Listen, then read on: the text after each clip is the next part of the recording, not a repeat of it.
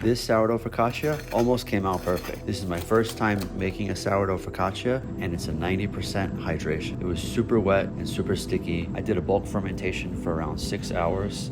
Then I put it in the refrigerator for a cold fermentation overnight, and then another 2 hours the next day before baking. But it turned out light, airy, and fluffy. I'm putting some fresh rosemary that I'm growing at home. I'm gonna chop that up really fine. I'm gonna sprinkle some olive oil on top of the focaccia bread.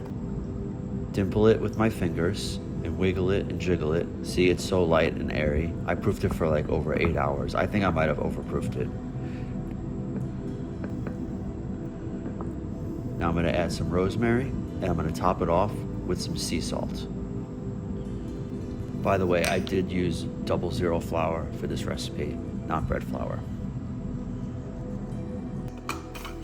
Now I baked it at around 400 degrees with the convection fan on. I think I could have turned it down just a little bit. It kind of stuck to the pan on the bottom. I should have let it cool off. As you'll see, it kind of like ripped. But other than that, it was light, airy, fluffy, and it was really delicious. Recipe link below.